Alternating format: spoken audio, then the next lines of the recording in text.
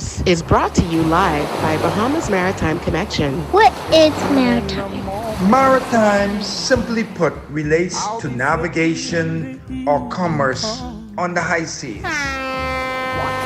Some say money makes the world go round. I say ships move the money that make the world move.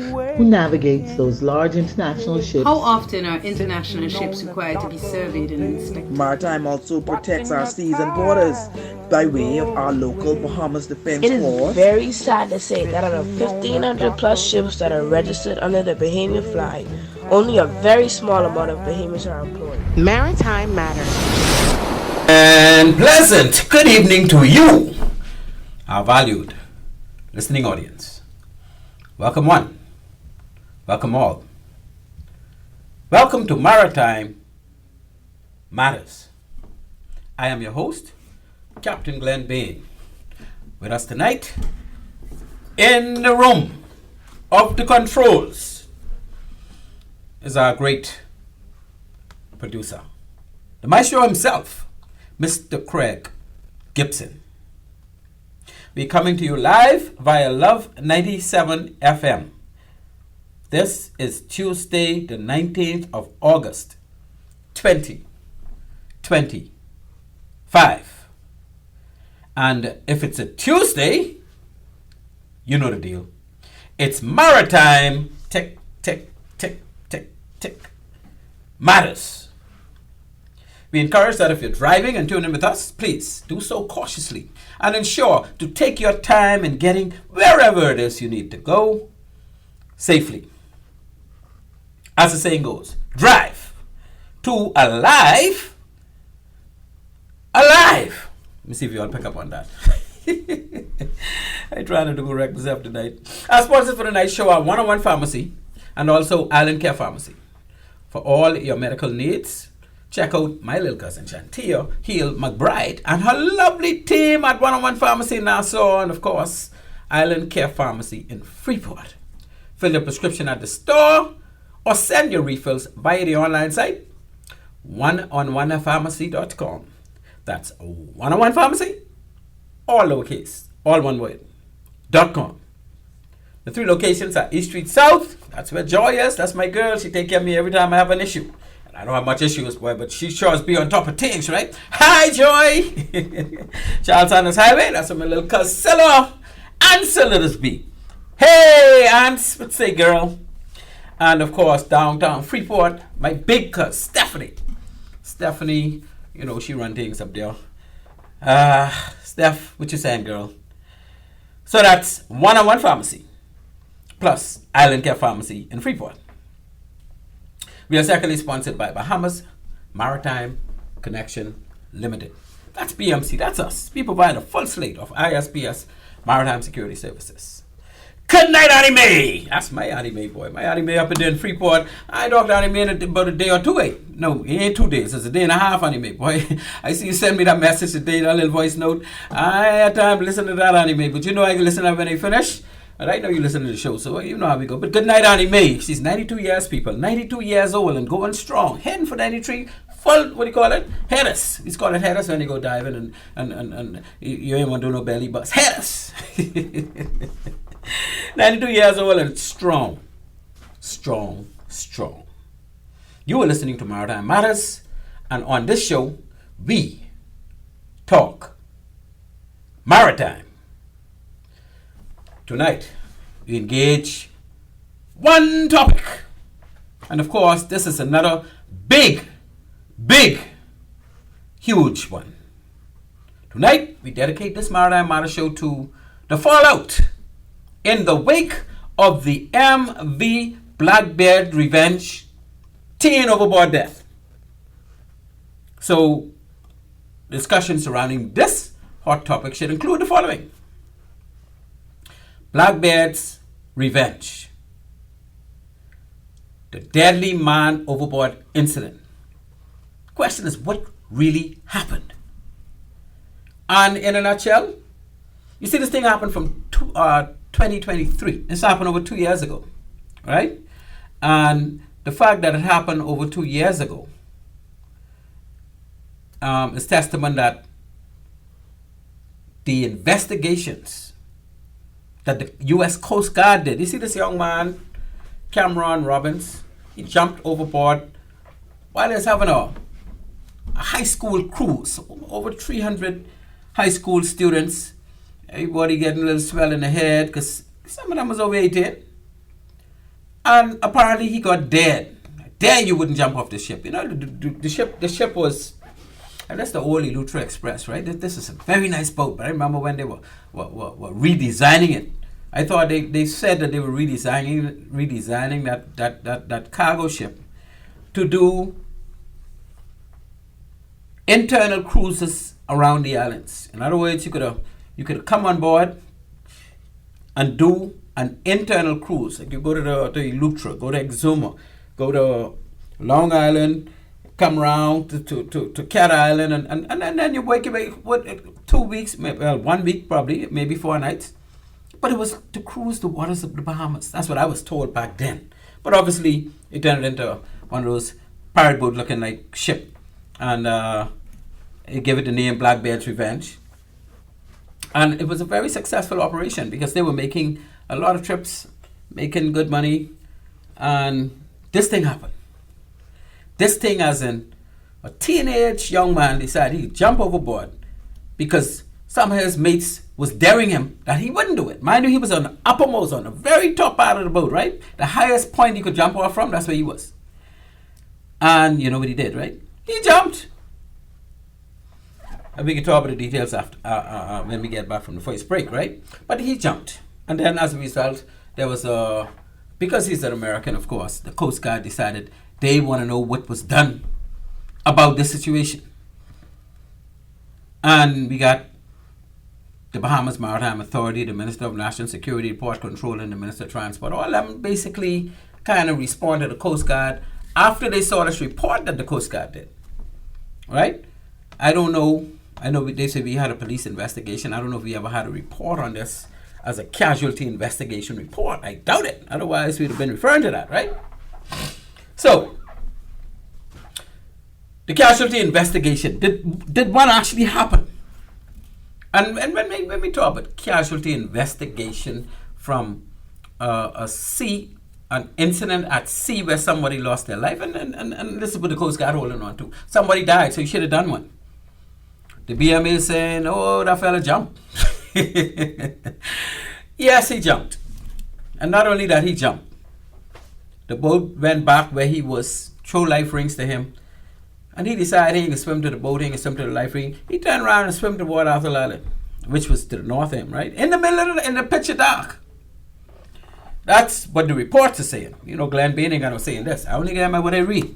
But we got some people who can call in and give us some more information on this. But I just letting you all know what the crux of what we can deal with.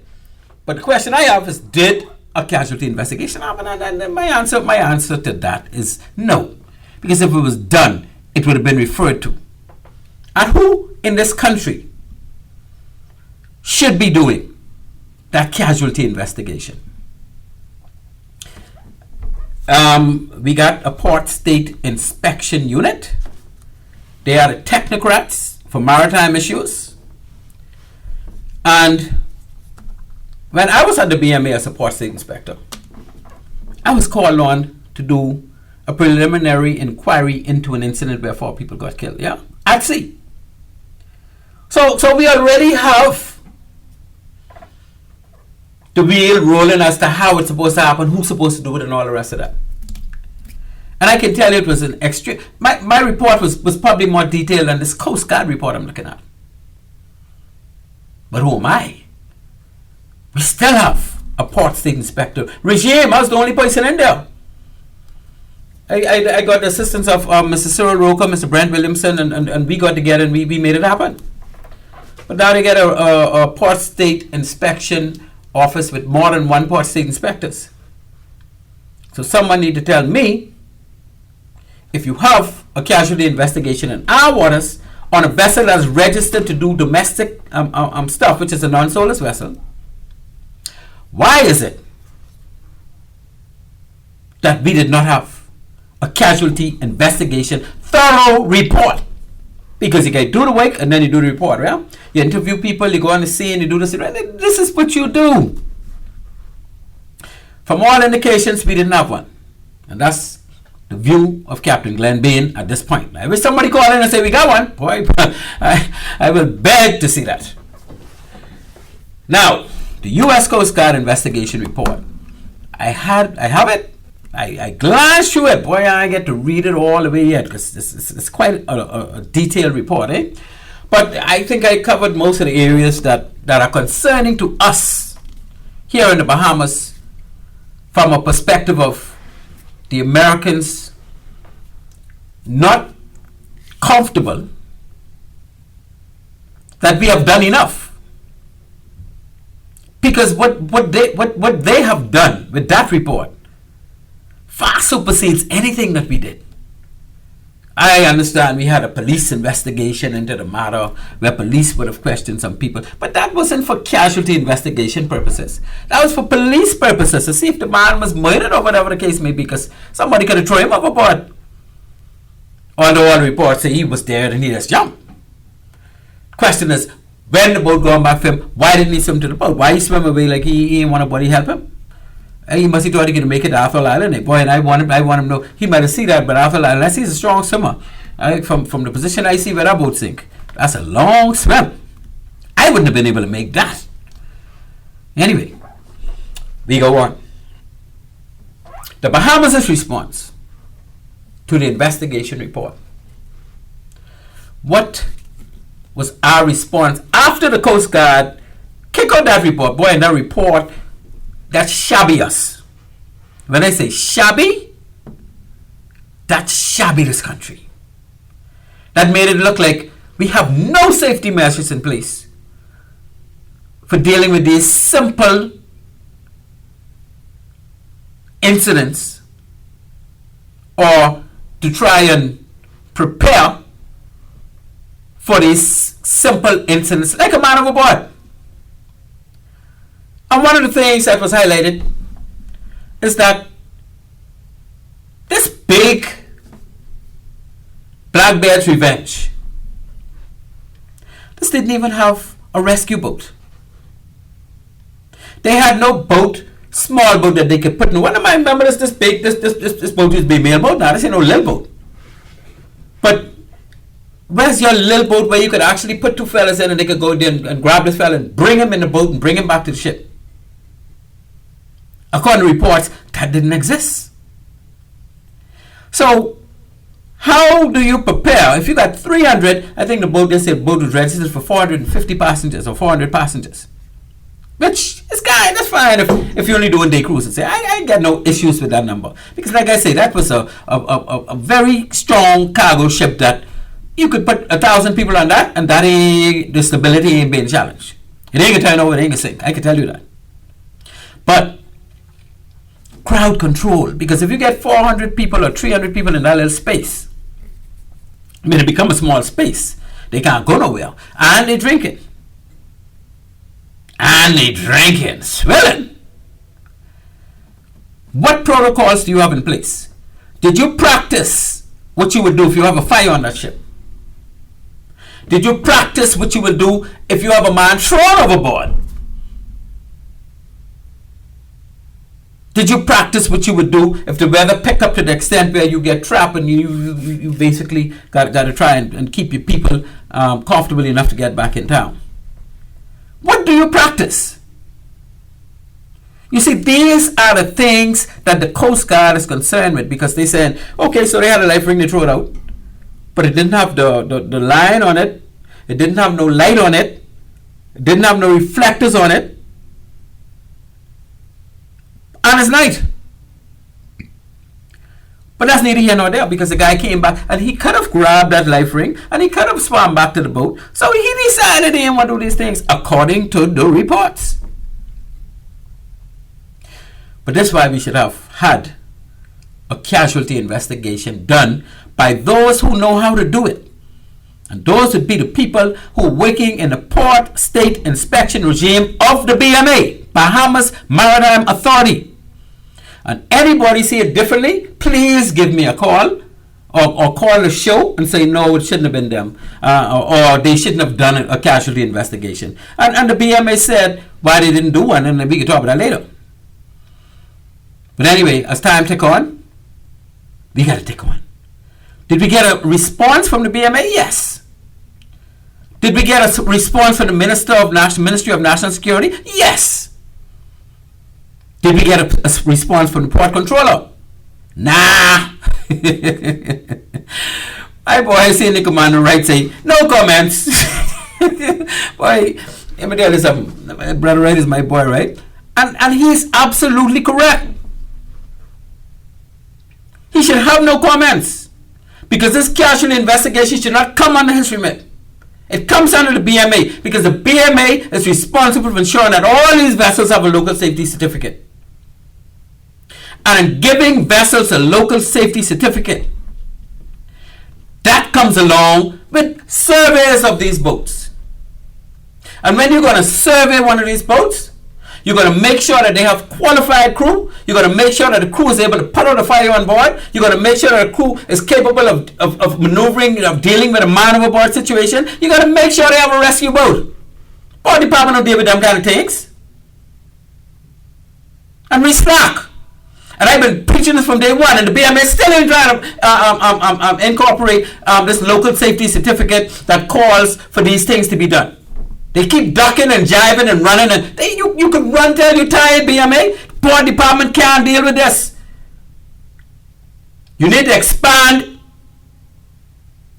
your Port State Inspection Office by bringing in some defense. What do you think do all the Port State Inspection in Miami Harbor, in Fort Lauderdale? The U.S. Coast Guard. They ain't get no people who've been to maritime school and this and that. No, the U.S. Coast Guard, they come in there, they read the books and learn what's supposed to be applied. They come and inspect you. They inspect cruise ships. And you can tell me you can't have a regime that can carry out casualty investigations anytime someone dies at sea on a vessel, especially radio around Nassau. No, you're joking. You're joking. And you're looking for excuses, and you never wanted to take this up. I know, because I was trying to get you to take it up when I was in the chair. You can run, but you cannot hide, because every time somebody dies on a vessel around here, and there's inadequacy being pointed out, you're responsible, Mr. BMA. You're responsible for these people dead. And how could you keep that on your land without even trying to fix it? Identify some surveyors. Get together with a consultant. You even need no consultant. You got enough people to do that. And put together a surveying package where the surveyors would survey as stated in the Merchant Shipping Act, which you are the custodian of. Survey a vessel in effort to issue a local safety certificate. And I think that should be on par with the Caribbean Code. For vessels going between the Bahamas and coastal areas like Florida and Eastern Caribbean and all that. That's what the Caribbean Code for. Now, what happens inside the Bahamas? We got ships way bigger than 500 tons operating in the Bahamas, you know. They don't go nowhere else. They don't have surveys. Then we can get with it. Mr. BMA. Here it is, the Coast Guard stinking us right up. Stinking us right up. Because y'all will not take on the mantle to do what you are obligated to do by the Merchant Shipping Act. No, I'm not going to let you get away with it. Never. Because people are dying. And you fluff sitting up in there in London kind of like, oh, it's nothing to it. Nothing to it? No, you got to get with the program. I can talk some more about this after the break. So, ladies and gentlemen, please be sure to stay tuned as we delve into discussions on these maritime issues. We go deep when we get back. We can't deep get a whole hour to go, boy. All we got is depthness to do. We're talking maritime, people. You are listening to Maritime Matters. I am your host, Captain Glenn Bain. At this point, we move to our first break. When we return, we're going to engage the details of tonight's discussion. So listen, you don't want to touch that dial.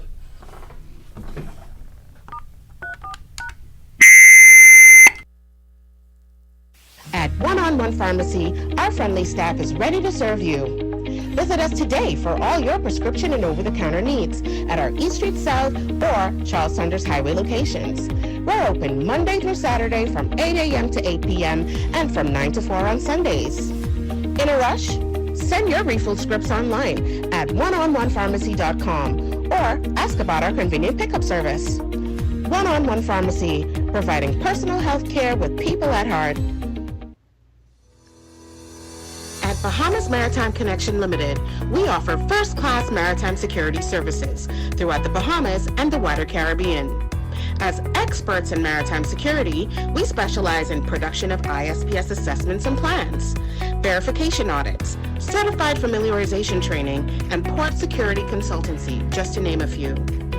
Our services also include provision of a security force to maintain all required ISPS facility security compliance. For all your maritime security needs, visit us today in Nassau at our East Street South location or in Freeport in the Kipling Building. Call us at 392-3515 or follow us on all social media platforms. Bahamas Maritime Connection, your leader in maritime security. Let's help you make the connection. Saturday night, the memories are on Love 97.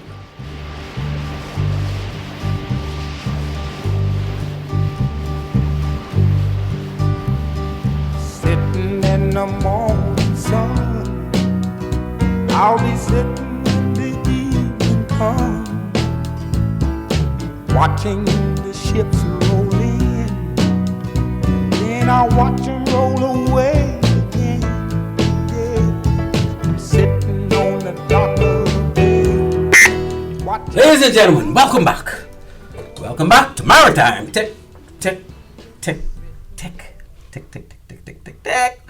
Matters. I am your host, Captain Glenn Bain, and with us tonight is my great producer, Mr. Craig Gibson. The primary purpose of this show is to sensitize Bahamians of opportunities in the maritime sector. Maybe we need to add on to that to unravel, what I want to say, unravel the red tape and gray tape when it comes to forward movement of maritime in this country. Yeah, let me say it like that, right? We also cover current maritime issues from the domestic and international maritime fleets. We air weekly at 17:05. That's 5:05 p.m. every Tuesday here on Love 97. The phone number to call us, should you wish to get in on discussion. I think we're plenty calls tonight. If you wish to get on discussion, it's 326-8255. To hear a replay of this show, call I see you on the line. I'll be with you in a second. To hear a replay of the show or any of our previous shows, simply hit us up at any time via our YouTube page. That's Maritime Matters Bahamas. I love you, Maritime Matters Bahamas. Just go to YouTube on an electronic device and type in the box Maritime Matters Bahamas. So let's talk maritime. No caller? Oh, false alarm. Okay, that was a false alarm, thank goodness. Now, let's go back to our topics and let's start the discussion. The number again to call, we're looking for some calls tonight. Anybody know anybody who work for the BMA? Anybody who work in their port state regime? I won't call no name. Please call them and let them know they need to call us. Call tonight, 326-8255. Let me talk with them to find out what's going on. Anybody know any of them sat in the London office? Send them a WhatsApp and ask them. You need to call into the show or you need to call Glenn Bain. And let's find out what's going on. Call you on Maritime Matters. Hello. Hi, Ben. Hey, Brenda. How you doing? Top shape and getting better. How are you? Okay, I'm listening to you. I don't want you to dominate the Bahamas like that because guess what happened? You have people going to the water at their own risk. Some people have social ills as far as health is concerned. That man could have had a heart attack. The woman could have had a heart attack or something like that. Yeah, but they need to investigate to find out that they had a heart attack, eh? To a certain extent, yeah, but then... Yeah, but when they could do that? let's keep it on the down low. I ain't keeping nothing on the down low. Let them do what they have to do, and we ain't need to keep nothing on the down low. We ain't sugarcoating nothing tonight. Oh, shucks, man. Guess what? Thank you very much. Okay. Bye. Sugarcoat, down low. Man, look here. They need to be responsible. You know, when they, you know, much incidents we done have in this country, where I've been preaching that the BMA need to do casualty investigation, but only this time because an American got killed or lost his life as a result of being on a boat on an excursion. Whether he was responsible or she was responsible, the gal is begging, if he's begging one gal, or someone throw him overboard, we need to know that. Why do you think we need to do the casualty investigation? Caller, you on Maritime Matters. Hello. Good afternoon, Captain Bain. This is Captain Bain. Captain Bain, how are you, sir? Everything is good, man. I'm intrigued about this topic, and I hope that I can offer a little bit more understanding on the same. I would hope so, and you let the world know that you are a person who actually carries out some of these casualty investigations for insurance purposes.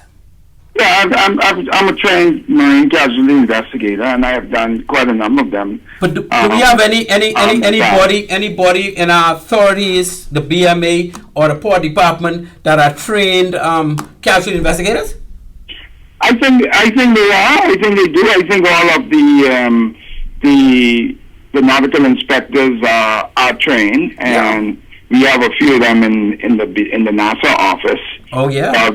So yeah, we have couple port safety control inspectors there, but I think too that I am aware of, and both of them should have that training, and so yeah. But the thing is, what I really the last caller, I wanted to respond specifically to the fact that when you mention about the marine casualty investigation, the purpose really and truly is to determine the cause of what occurred, determine what occurred, so that we can prevent it from happening futuristically. And I think any loss of life, when you're talking about marine casualties, that's important to prevent that from happening again. And so yeah, we have a responsibility. That's not something that we should do.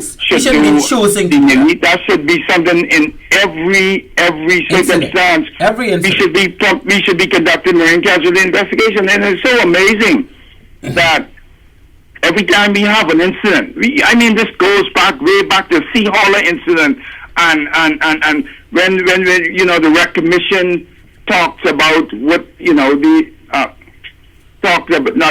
Sea Hauler incident, when we had that commission of inquiry, or it's called that was a Rec Commission, I think. Yeah, it was a preliminary inquiry initially, and then it was a Rec Commission. Yeah, that spoke to the importance of finding out what happened, and since then, incidentally, I don't think a lot has changed in terms of our approach to these marine casualties. So yes, marine casualty investigations are extremely important, and it's all about preventing the same thing from happening again. And any life save is very, very, very important and valuable, right? And so with that said, I hope that I was able to clarify that particular point. But I have a few more points that I would like to hit in terms of this particular incident. You got the mic, my brother. All right. So I don't have as much details as you on the incident itself, but I did do a reading of a Tribune article, I think, and in that article it spoke about the BMA's response, and like you said, this is something that we ought not to because this is not about blame, right? The BMA's response. The BMA has an obligation, in my opinion, and accordance with the law, to make sure that we look after the domestic fleet, and so does the Port Department. The Port Department, in my opinion, would not have the expertise, all of the expertise to do a lot of the things, but we gotta start from somewhere, some benchmark position where we have implement where we implement the local safety certificate or some minimum standard for operating within the domestic environment, because here it is, you know, we have excursions every year. Yep. In the case of this particular incident, I think there were like 300 graduates on board. That's right. So just from a technical standpoint, and when we talk with maritime safety, if you're going to have 300 persons on board, that's 300 passengers. They say each one individual could kind of manage about 20 to 25 people. So you're talking roughly 12 to 15 people just to handle crowd control. And when we look at that particular incident, you say, well, with 300 people on board, did they have 12 to 15 people there for crowd control and to handle an emergency should that occur? And yes, the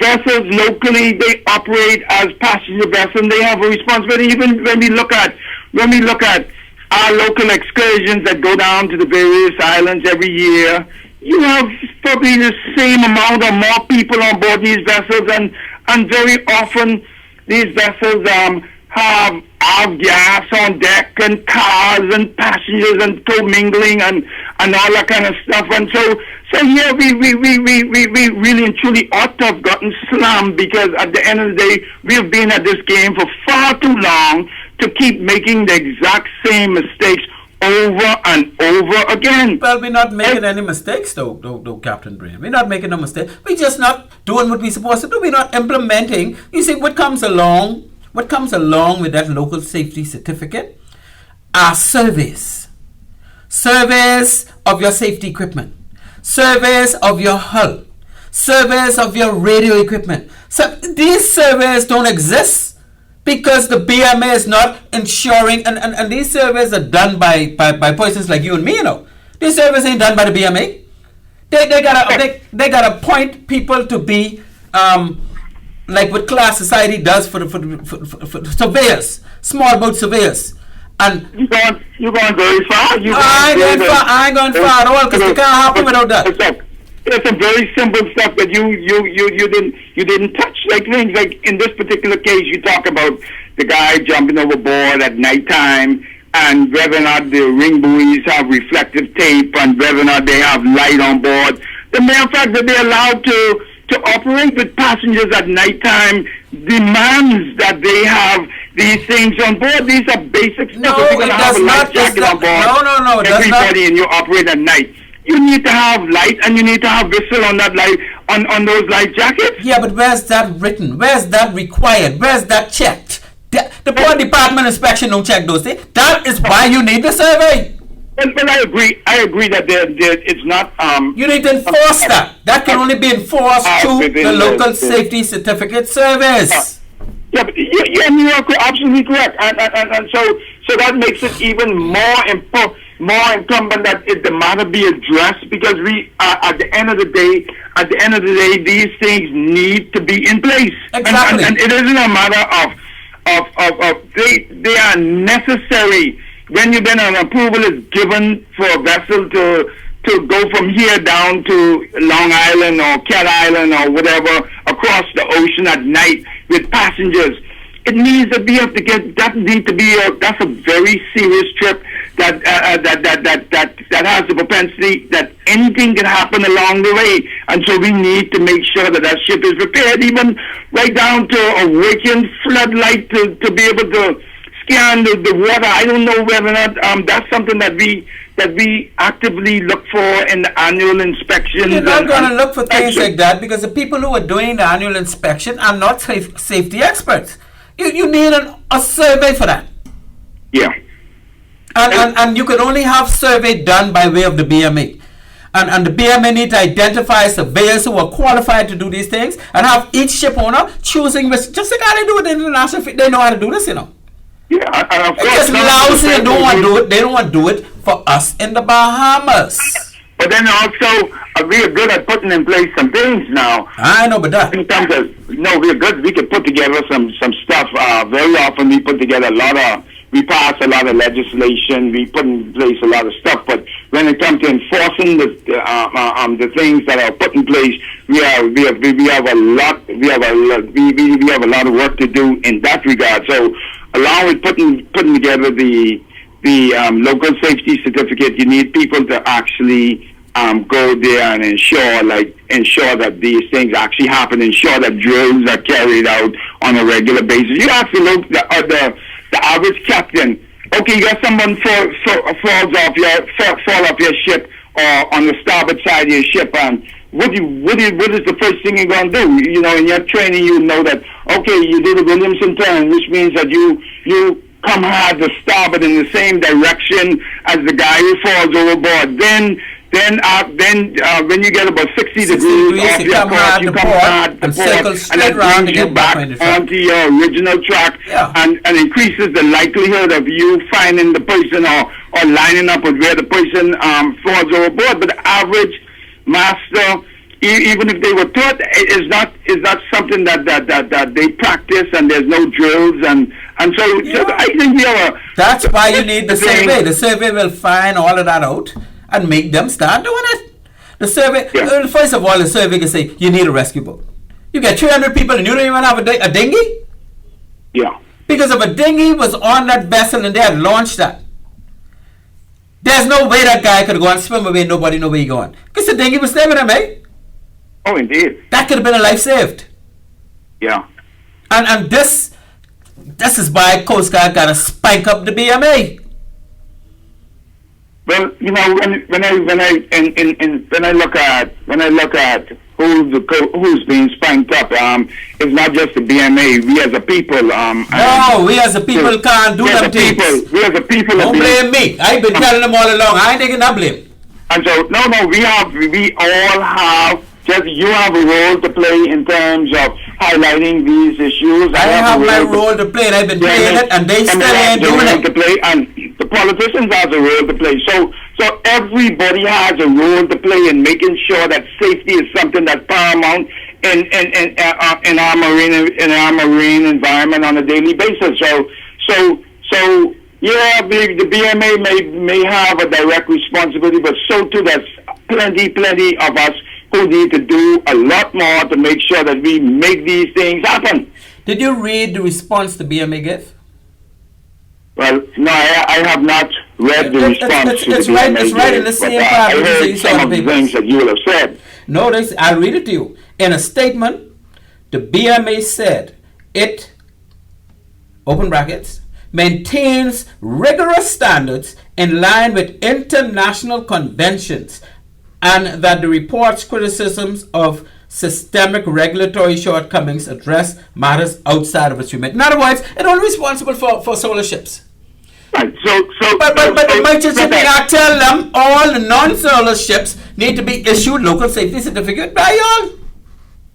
So they're lying. But Cap, you have to remember that report, that response may be very accurate if it's outside of their remit. But the Merchant Shipping Act don't say that. Does this belong? Because if I remember correctly, the Merchant Shipping Act, there's been some amendments to that. I'm not sure. I could tell you that amendments was made, but not on this one. Not on this item number 58. I've been back and I look over it. They ain't touch it. It's still there to say non-solar vessels should have a local safety certificate. That ain't going nowhere. Okay. But they ain't doing it. That's all. It's sitting there and it's been there from Timbuktu days. They just ain't touching it. Well, yeah, but like I said, these things not only impact the BMA, these things impact the Bahamas and our reputation on the world stage. So we have to get it right, man, because at the end of the day... Well, if the BMA don't get it right, you'll never get it right. One life lost is too many, and these are some of these things are very easy. Some of the things are very easy to implement, and all we need to do is take one item at a time and say, okay, if you're going to take passengers, at nighttime, these are the things you need to have. We need to be learning from these. No, but they don't need to micromanage this. These accidents, you're not growing and certainly the industry is not growing as it ought to, because we've had too many accidents in the past where recommendations were made and nothing happened. We have more than enough maritime professionals who have sailed on seas, who have passed exam after exam, course after course, understand how these things go, to be surveyors. The BMA need to recognize, identify nautical surveyors for non-soulless vessels operating in the Bahamas to do and issue this local safety certificate. They did it for the Caribbean Code. Why they can't do it for local safety certificate? They don't want to do it. They choose not to do it. I suspect that it's coming. Well, you better suspect and suspect some more, because I suspected that 10 years ago in AC. Well, like I say, we have some work to do, and I hope that the folks from BMA are listening so that we can fix some of the issues that we are capable of fixing, and I know that we can. Yes, sir. Thank you very much. I thank you, my friend. Take care. Continue to listen now. Indeed.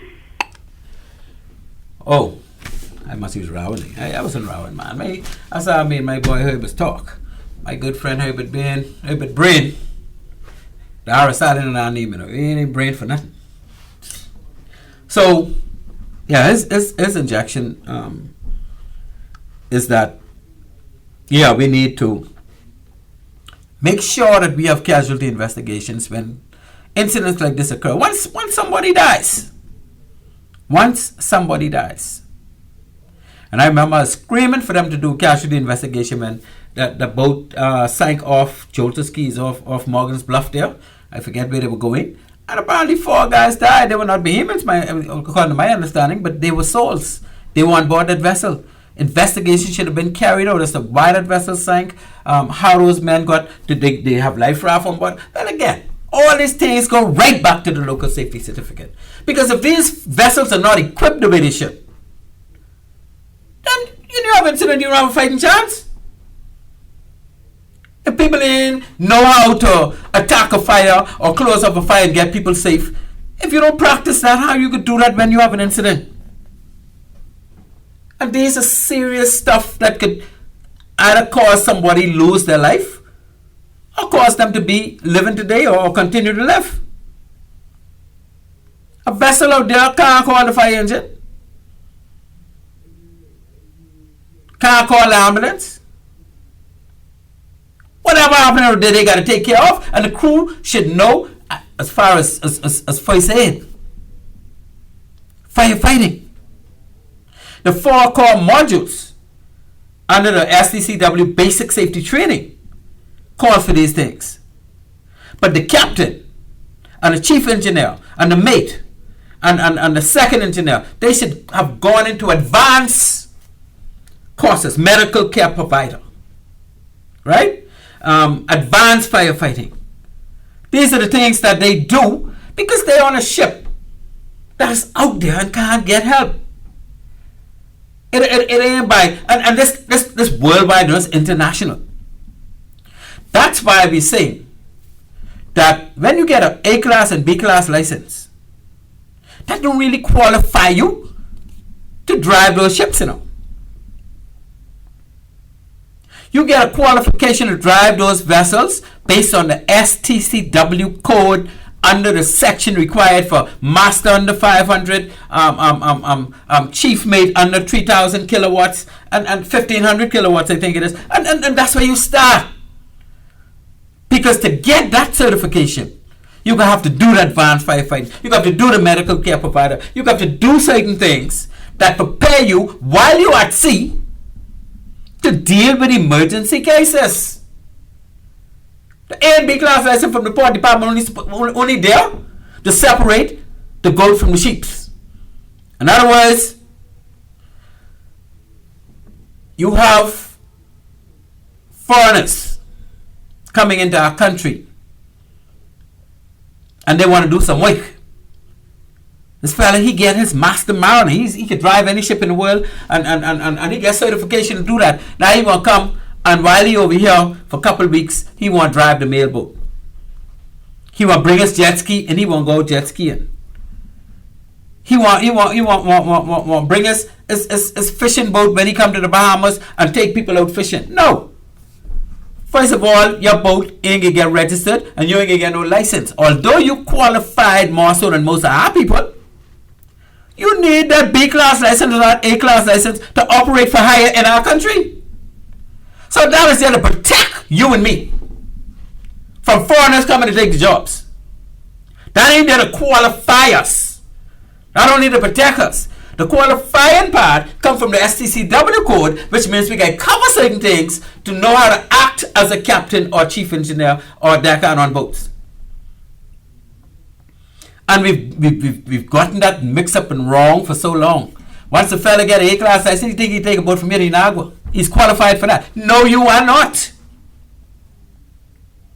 You're not supposed to go on the high seas between islands without that certification under the STCW code. And see, these are the things that a surveyor is going to search and ask for. He's going to make sure you're properly qualified before you can be the captain of this vessel.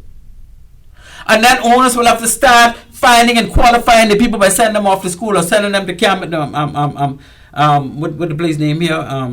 LJM or whatnot, to make sure they're properly certified and know what they're doing when they're talking about running a ship. And these surveyors are also going to see to it that your crew is capable of putting out a fire on board that vessel. Your crew are capable of dealing with a man overboard situation and any other emergency. And that is why I can tell you that our organization, the Bahamas Maritime Authority, who puts all their focus on international ships away from the Bahamas, somebody need to get them a message. I mean, they know they hear me all the time, right? But who am I? They're crying in the wind, let me cry, right? I don't have no problem with that. The Minister of Transport is who they answer to. Oh, we got a call? Calling on Maritime Matters. Hello.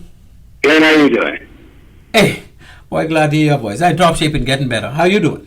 I'm good. I want to ask you a question about these licenses and stuff. That yeah. And it is. I understand the maritime thing, right, which is spot on. Mm-hmm. But I'm a little different. I just want your opinion on something.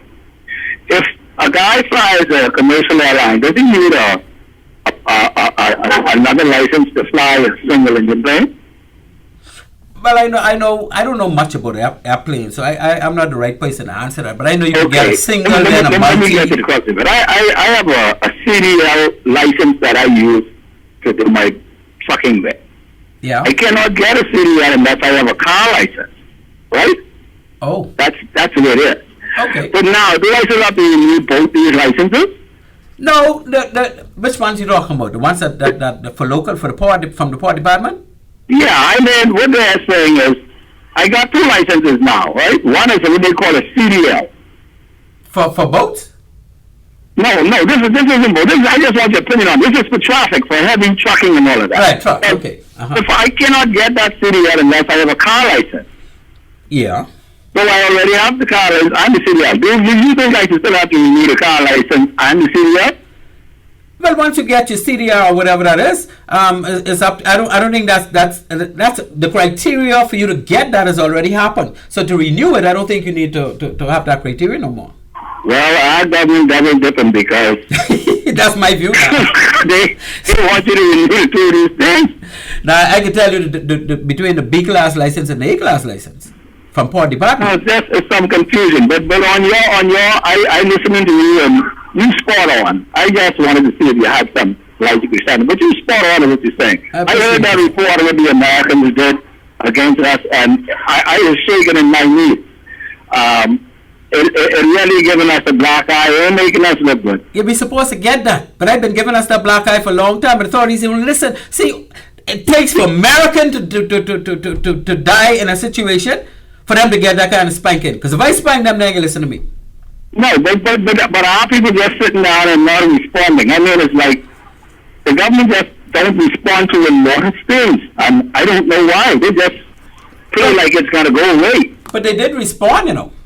But the response they give is inefficient. Yeah, but that's what I score, Marisol. You got to make some sense when you respond. You got to exactly. You got to respond with some teeth. You can't just talk and say that's it, and it ain't making much sense. Not at all. Then listen, you're talking in the wind. They hear you. You think? They have a conscience. You under their skin and nail. Trust me. All right. So don't think you don't win. You under their skin and nail, and you know it's to the point where it's embarrassing now, and they showing you will see some movement, some action, because it can't last much longer. Yeah. You don't need to sit still unless someone is in the same spot so long, you know. Yeah, well, I just hope this talk show caused them to do more. Because when I was in the system, they wasn't listening to me. When I got out of the system, there's voice. I started talk show now for a couple of years. They still ain't listening when it comes to the no, they hear you. They're listening. They just don't know what to do or how to do it. They might need some guidance. You need to go kick down the door and say, listen, let me guide you. No, man. Trust me, I work with them. They know what to do, you know. They know what to do. As a matter of fact, they help me to know what to do. They just don't want nothing to do with the Bahamas. You know where the BMA headquarters is? Where's that? In London. Okay, well. So they have a technical team there with the fellas who have all experience in dealing with safety on board ships. And they don't want to lend no help to the Bahamas. But now they got one or two people here who are port state inspectors. And this port state inspector thing only happened as the first Bahamian to take on that job. Right? So what's the benefit of doing of keeping us like that? But the thing is, they don't want to spend any money on these resources in the Bahamas because they don't see the Bahamas as important to them. The people who run in the BMA. And then we got a board here with a bunch of box heads who don't even know what their responsibilities are. And I could say that because they don't know. Man, let me tell you, my brother, he beating the drum, man. I ain't gonna stop. They got to get used to me because you know, when you beat a drum in the bush, the people still hear it. You know, they ain't gotta know where it coming. They know the sound. They can hear it. They ain't gotta see the beating the drum, but they can hear it. My friend, you keep doing a good job, man. Yeah, I can keep it going. I can keep it going. Thank you so much for your support, and please continue to listen to Maritime Matters. Anytime you feel like calling and telling me hello, I happy with that. Yeah, I listen to you, but you know, sometimes you get so busy. By the time I get around to calling you, saying this the last, the show ending, but I'll call you when I can, man. Yeah, man. You got catch us 5 o'clock on the button 505. All right, my brother. Take care, my friend. All right. What a wonderful call. Anybody else out there want to say hello? Just call and say hello. Say, boy, you beating up these BMA fellas. I can't put no beating on my friend Brian Wright from the Port Department because he ain't got nothing to do with this. I got to protect him. I happen to know where the responsibility lies. It used to be in my hand when I was the Port State Inspector, so I know. And I wish one of them called and say, oh, that ain't true. Oh, we put something together. Oh, we have a local safety script. Or tell me, putting it together. Tell me something, man. Don't just ignore, and expect the Bahamian people to be comfortable with that. Because who knows what can happen next week? We may lose another life. It may be another Bahamian or 2 or 3 Bahamians on a boat out there because the boat don't have certain things in place at a ship. Because there are no surveys being done. Because there's no qualified persons running the vessel. Because the vessel is not equipped with certain things that it needs so that those things being on board would have saved some lives. I remember the Corusco. Boy, let me tell you something. That was a wake-up call for me. This was what, 1997, 1998? Probably even, yeah, around the latter part of 1990s, right? The Corusco was a little ferry boat going between Prince George Wharf and Paradise Island. And this day, and it wasn't even choppy. Nice smooth day. The Corusco coming from Paradise Island, loaded with tourists. Well, of course, they won't make as much money as they could, so they load the fellas on, right? But the Corusco was very similar to a lot of those boats in the harbor there that do ferry between Paradise Island and Prince George Wharf, right? Well, it's Woods Rogers Wharf now. Well, that's where they always work from. And they take people from there to Paradise Island to go do the Atlantis tour and do the day away and all that. And then afterwards, the people got to come back. So Corusco was coming back, but the Corusco had a top. You know what they did with that top?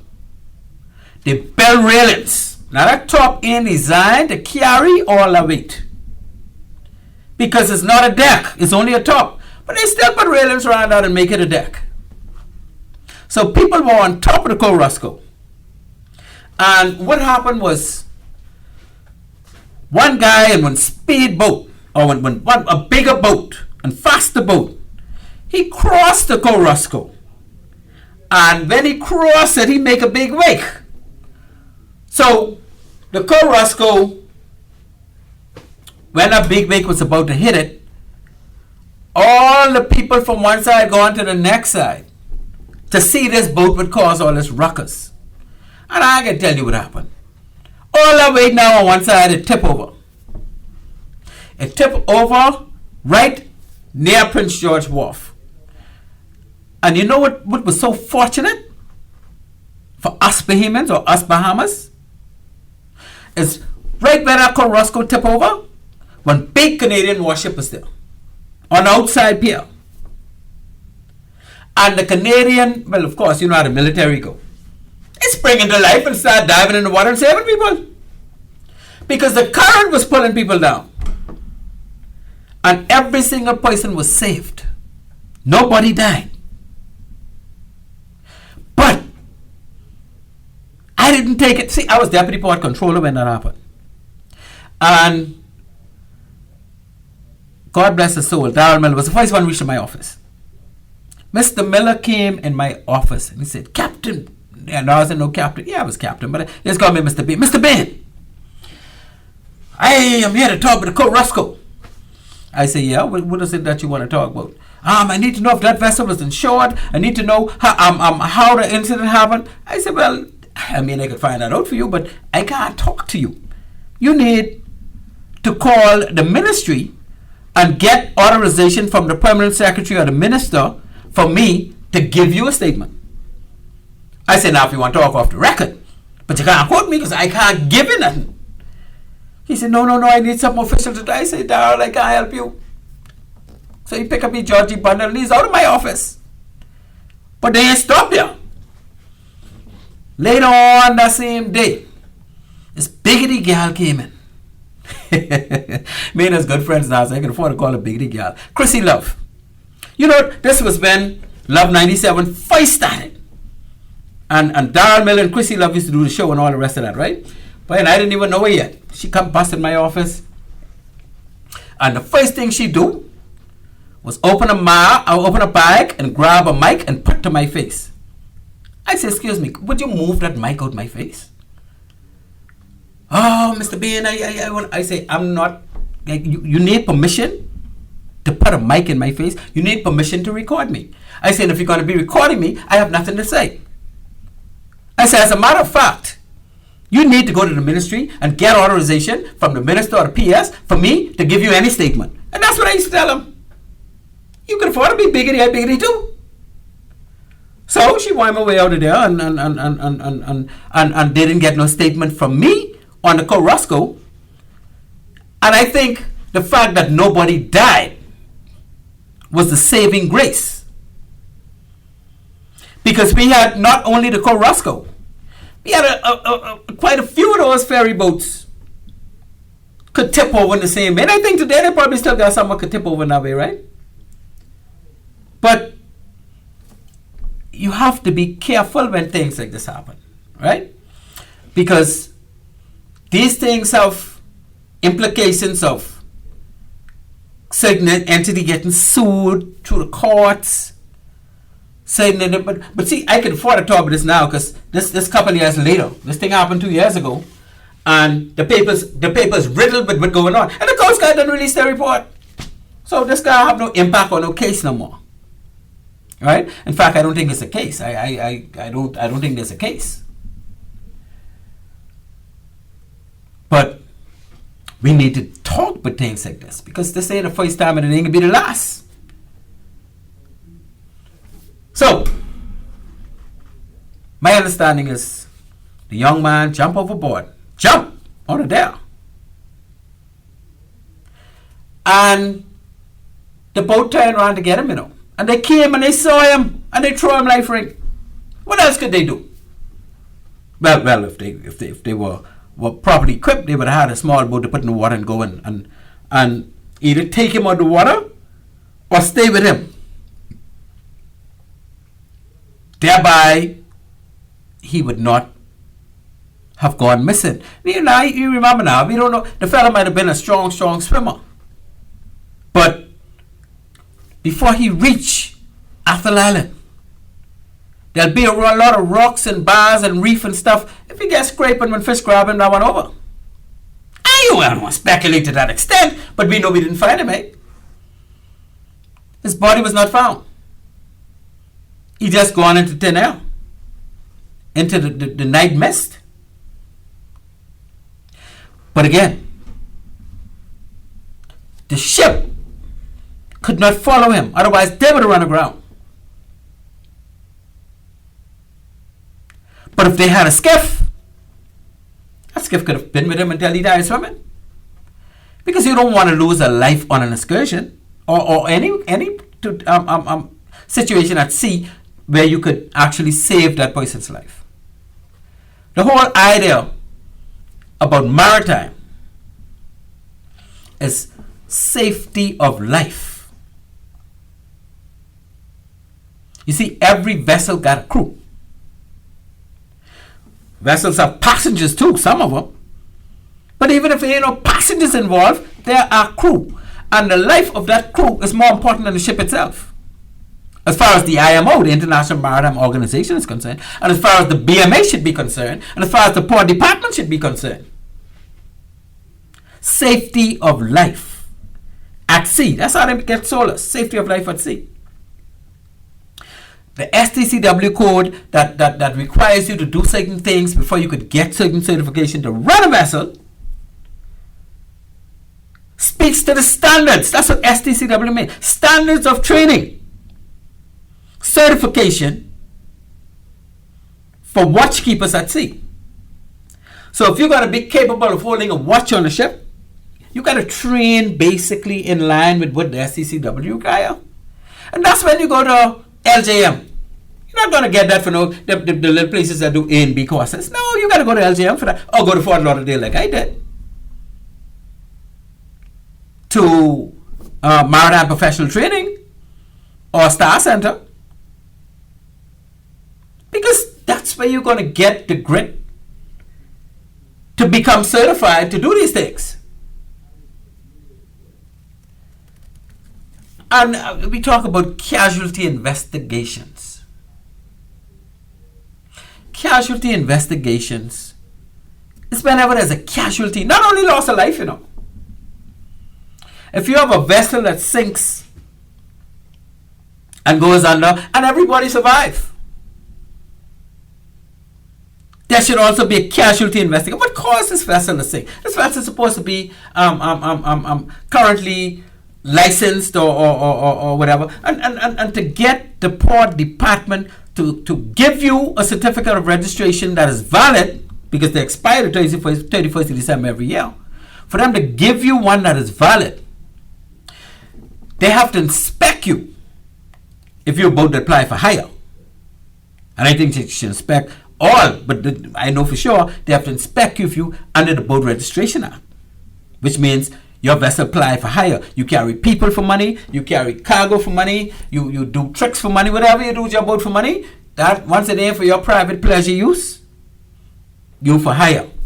So you got to get a certificate, you got to get a certificate of registration or registration certificate from them that says, and before they give you that, they check the insurance, make sure your insurance paid up. They check your captain license still valid, and this type of thing, right? But they only check as far as the A and B license. They don't check nothing to do with STCW because they don't know nothing but STCW. That don't come under them. That's where the surveyor come in. So the only thing the Port Department should require from your vessel in their inspection is to see a valid local safety certificate. Because if you have a valid local safety certificate, that means that your vessel was surveyed. The people who did that survey are qualified enough to check your STCW certification, to check to see if you could fight fire and put out fire, to check to see if you could deal with man overboard and all the other emergency drills that come into play when you're dealing with vessels at sea. right? Check all your radios to make sure you changing the battery on time. Make sure you keeping up to date with your radio installations. Make sure your EPIRB is checked, the battery good for that. Make sure your SAT and everything are checked. And there's obviously for ones who going across the ocean, who going from island to island, eh? But the ones who ain't going from island to island, make sure they got their scrambled nets and if they're operating during the dark, they gotta have certain lights on their safety equipment. And all this is pointed out by Coast Guard. But that's how Coast Guard roll. They don't miss much. Now, Coast Guard was not given the authority to find out certain things. When Coast Guard called the owners of of the ship, the owners of the Blackbeard Revenge, right? They asked them, could we see this? Or could we get a copy of that? And the owners tell them, well, we're not in a position to give you that. Perhaps you need to speak with the port department. And if they subpoena it from us, then, you could get it, or you could get it from them. They may have it on file. But Coast Guard feel like they wasn't getting no response from the government agencies. You see what the BMA tell them? Oh boy, we deal with international ships. Don't bother us with no non-solar ship. And how conflicting is that? Don't bother us with no non-solar ship. But big up in the Merchant Shipping Act saying they have to issue a local safety certificate for all non-solar ships operating in the Bahamas. So who they supposed to bother? The Port Department have no obligation for safety on board ships in the Bahamas. The obligation is to see that when they register a ship, that ship is a Bahamian-owned ship. That ship is insured. They have a captain. They have this. They have that. Then they do an inspection where they check your navigational lights. They check your bilge pumps.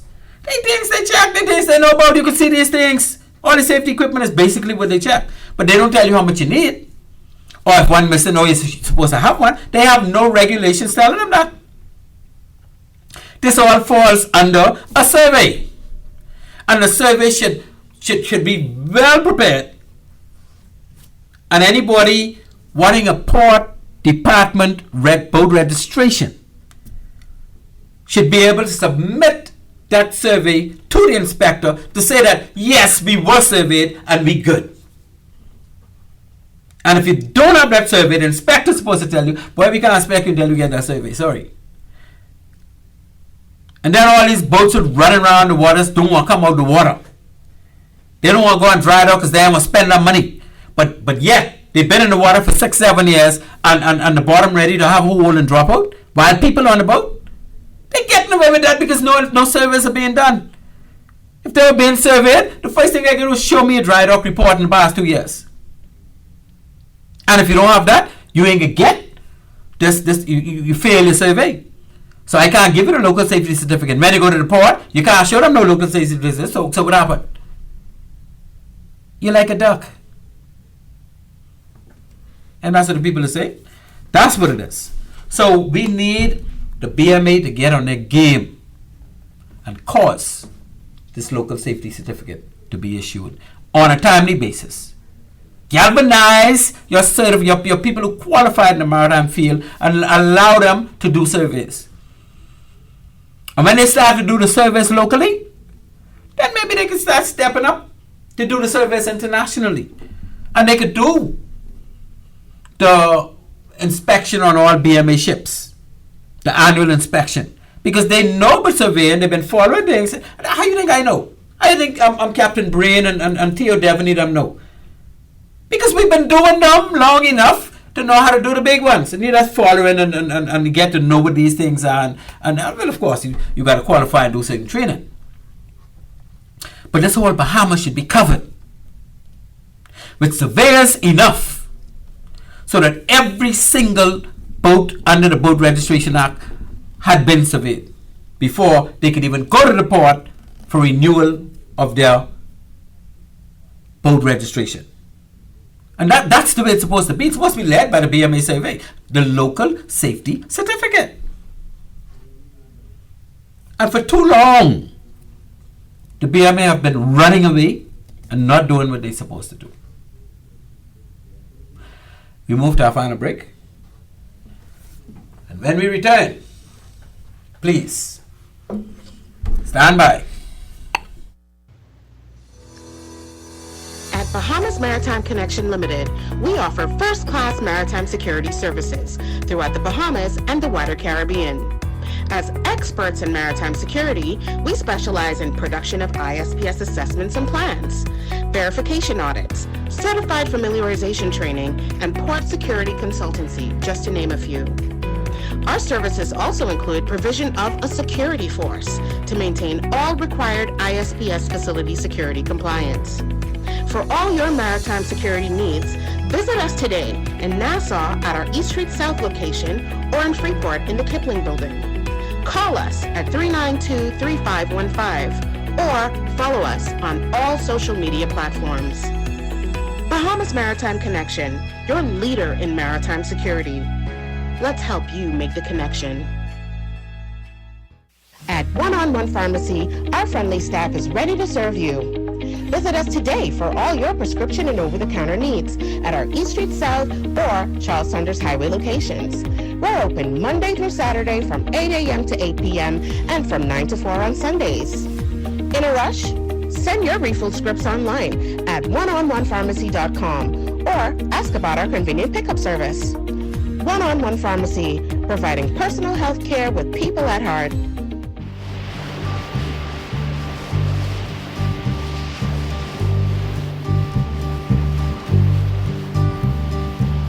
Ladies and gentlemen, we are back. You are listening to Maritime Matters. I am your host, Captain Glenn Bain. Our producer for tonight, the great Mr. Craig Gibson. We are talking about Blackbeard's Revenge. MV Blackbeard Revenge. You know, back in May of 2023, that ship took a batch of teenagers. Well, I guess all were not teenagers, but the majority were teenagers. You know, they were like college students just gone into college. And you go into college at age 17, 18, and then you get 19, and then you get 20. Most of them ain't 20 yet, but some probably was more than 20, right? But there was an excursion that was arranged for them. And they were all having a jolly. Well, of course, you know, you have your alcohol, that's where you're making your money. You can't have your alcohol. And I don't want people talking about, oh, they shouldn't allow alcohol. There ain't no such thing as shouldn't allow alcohol on no ship. These ships, you ever hear about the booze cruise? You got vessels that carry people so they can indulge in alcohol. Right? We Bahamians have cruises to nowhere, Cat Island cruise. We want Exuma Regatta cruise. We want Andres cruise. They put together cruises. I remember that we had a cruise for our volleyball team to try to raise some funds. Nothing wrong with them. Like a pile up like that. But ain't nobody jumping overboard or falling overboard. But if they do, if somebody decide they could jump overboard, or if a couple fellas decide they could pick up and fell and throw him overboard, the vessel that we on should have a small boat to put in the water and stay with that poison in the water. And they should be able to launch it very readily. And they should be able to do drills showing how. Well, you know, I remember when I was the port state inspector, I went to inspect some of the. I did like insurance surveys at the time for some of the mail boats, because you know they used to have people coming from foreign to do their surveys, because we had nobody who really know it. And after I became so knowledgeable about boat inspections and small boat surveys and all that, they started to ask me to do their surveys, and I was happy to do it. But they were always scared before I reach. Boy, being is carry on bad. He can make you do firefighting. He can make you put that boat in the water. He can do this. Of course I can make you do these things. Because before I finish my survey, I need to know you're capable of doing them. Because you have a lifeboat on board don't mean you know how to deploy it properly. You may have been sitting there from the time you buy the boat, never had it in the water. So when you got to use it, what happen? Oh, I think it's moved this, I think it's doing it. No, you be guessing. So you got to do drills. And when I come, I can be able to tell if he was doing drills because I know you ain't doing no drills. And it's simple things like that the surveys will cause the vessels to be more ready for emergencies.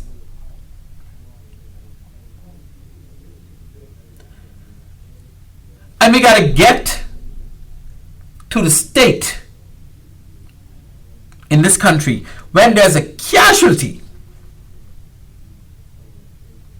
at sea, even especially when somebody dies, there must be a formal casualty investigation carried out by the Port State Inspection Office of the BMA. That should be standard practice. The minister shouldn't even have to say, oh, I need you to do an investigation. Because that's your job. The BMA, that's your responsibility. Stop trying to shun it. Take it up and love it. Look forward to it. You want to find out what's going wrong. I remember we had an incident where a tanker left Clifton Pier, and when they were heading up to round the corner by Stirrup Key, it collided with this big super yacht. This was carrying on, right? And the tanker sank. Well, of course, those people on those tankers are well trained. I can tell you, I used to inspect them. They are properly certified and well trained. So nobody died. Nobody lost their life. They were able to get the lifeboats and rescue boats and stuff up, and they had one or two vessels in the area that came and helped them. So they all survived. But was an investigation carried out for that vessel going to the bottom of the ocean? There was an ocean. Don't go look for the boat. You're wasting the time. But there should have been a casualty investigation because the ship was lost. And I remember back then I was told that, well, Coast Guard is assisting us. Why would Coast Guard be involved in what happened in our waters? We radio saying Coast Guard probing. But I'm glad Coast Guard, well, I'm glad it was an American who got killed. I hope nobody had gotten killed. But if that didn't happen, that Coast Guard report would have not been produced. And the things that report point out that we should have had in place are so damning that our authorities can't turn a blind eye to it no more. See, you like Glenn Bain saying that. Notice the U.S. Coast Guard. Unless they're poisoning one of their citizens who died. They said the Coast Guard's report said the Vessel Safety Management System, or SMS, was inadequate for its crew and equipment. Now, Coast Guard need to understand, I don't want them thinking they can throw all these licks, right? There's no such thing as a safety management system on a domestic vessel. That's an ISM requirement. That's international safety management for ships that are going international. There's no requirement for that to be done in the case of this vessel. So they could go fly a kite with that one. All right? But in place of that, should have been a local safety certificate because we mandated to do it. It found that life rings lacked water-activated lights. You notice water-activated lights? That's the light when you throw the ring overboard and it hit the water, the lights come on. So that's no problem in this situation because it ain't like they throw the life ring overboard and the fella couldn't see it. All you know it was there. And there's caution him and come back to the ship. He decided to turn around and go about his business. I don't know why. I mean, we'll never know because we ain't never find him, eh? But there's some people on that vessel who probably know why. That's the reason why that investigation should have been carried out. I know the police did a police investigation into that.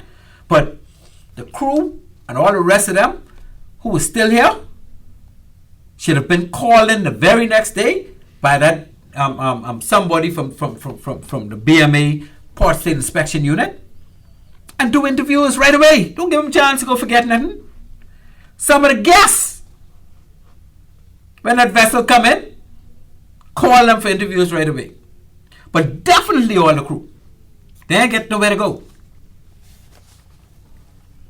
So, time gone already. So they talk about the life rings lack water activated lights and reflective tape. Now reflective tape, only that tape that fluorescent tape you put on there so it can be easily. But again, this boy didn't have no issue finding a life ring, so he didn't need no light, he don't need no tape. He just chose to ignore it and turn and swim the next way.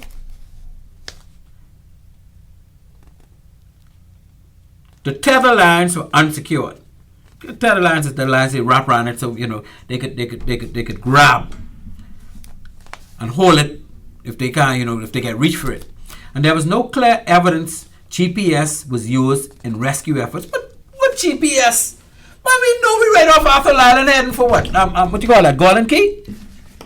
Not Golden Key. My goodness, I'm the best. That's I like name in the middle there, man. Poggy Rock. Ain't know what Poggy Rock.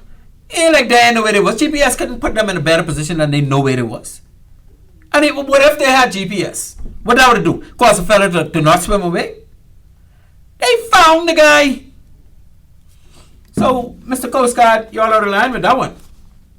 Right?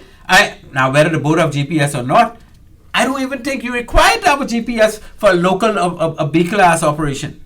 GPS and you get eyeball navigation all the way through the harbor. In a rescue effort, I use GPS in a rescue effort. And you could see the boy. People keep eye on him until they get back to him. The vessel was allegedly undermanned. Allegedly, I'm glad you all say that. So everything addressed that, right? And alcohol consumption on board was inadequately controlled. How you know? What you mean inadequately controlled? Man, our drinking age is 18. So if the 18-year-old's drinking, ain't nothing yet to say that this boy was drunk. So what that have to do with anything? No, man, y'all need to stay with our business. I mind you talking about the safety stuff, but this one, no, stay with our business. The report also criticized regulatory oversight, noting no minimum safe manning requirements. Minimum safe manning requirements? Yeah, they could carry. Oh, you talking about? Yeah, that's right. For the persons on board, but this will come out in the survey, and they're absolutely right. That's why we need the survey to say what safe manning requirements for this vessel. And safe manning means how many people have to be on board to safely man that ship. And Captain Brain just called in earlier and said, for every so many passengers, we need to have at least one person for crowd control. Now, according to this, they only had a handful of people. Was it enough? Right? But the crowd wasn't out of control. Crowd was never out of control based on all the reports I see.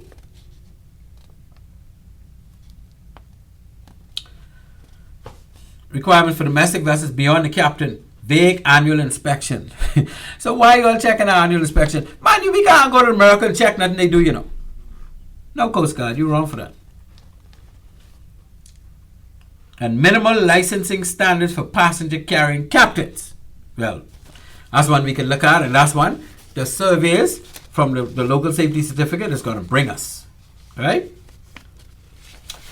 And they go on to say all kind of things. Man, look, there's so much for me to keep in here, but since y'all ain't calling and my show that's about over, it ain't make no sense me going through all of them, right? Because there's so much. AED? What AED? Man, well, I guess if they... So the Bahamas Maritime Authority, what does it say? The Bahamas implement reforms that address variations in safety equipment, crew training, and operational oversight. And that the Bahamas Maritime Authority promptly review and upgrade safety equipment standards, including fitting life rings with retroflective tape and water-activated lights. It also stated that vessels should carry rescue craft and automated automatic external defibrillators, that's AEDs, right? Well, I could agree with all of that.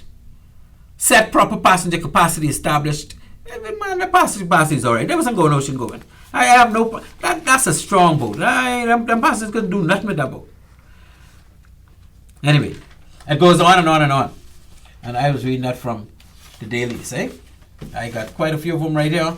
I read through them earlier, but I didn't get to really study them and bring them the way I wanted to. But I think we get the understanding, right? At the end of the day, what we need to do? We need to make sure that either the minister, the prime minister, or somebody mandate to the BMA, make sure they understand. You are to implement this local safety certificate forthwith. And in doing so, identify surveyors who are appropriately qualified, liaise with the port department, and let them know they are not to issue a boat registration unless and until the inspectors see and get a copy of the local safety certificate issued by the BMA or by the surveyors that the BMA authorized to issue them. And that's a simple little operation. And with that, ladies and gentlemen, we all through for the day. I thank you for listening, as always. I wish to thank my sponsors, Bahamas Maritime Connection, and of course, the big time pharmacies, 101 Pharmacy in Nassau, Island Care Pharmacy in Freeport. I'd like to say good night to my good old Annie Mae, 92 years and going strong. I wish to thank all of my callers. I had some good calls tonight. Even Brenda. That's my girl.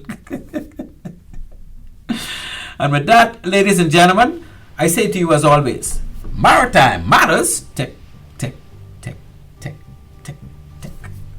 Out! Sitting in the morning sun, I'll be sitting in the evening come, watching the ships roll in, then I'll watch them roll away again. Yeah, I'm sitting on the dock of the bay, watching the tide roll away. Just sitting on the dock of the bay, wasting time. I left my home in Georgia, headed for the Frisco